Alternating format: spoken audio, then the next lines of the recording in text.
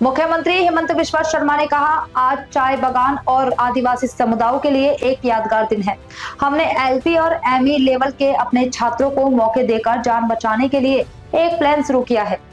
यह पहल समुदाय के सपोर्ट से मुमकिन हुई है और हमेशा लक्ष्य जाने चाह बागिचा और आदिवासी जनगोष्ठीर लोकर बारे 3% पद संरक्षण करार सिद्धांत लैছে।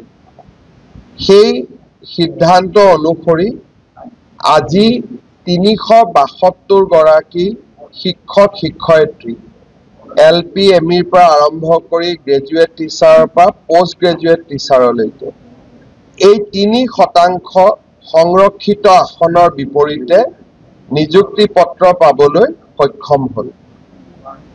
200 বছৰৰ পুৰণি অসমৰ অন্যতম এটা জনগোষ্ঠীৰ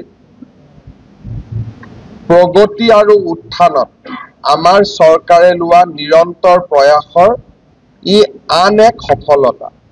আজিৰ দিনটোত 372 গৰাকী শিক্ষক শিক্ষয়িত্ৰীয়ে নিযুক্তি পাইছে চাহ বাগিচাৰ সংৰক্ষিত কোটাত আৰু ই সম্পূৰ্ণ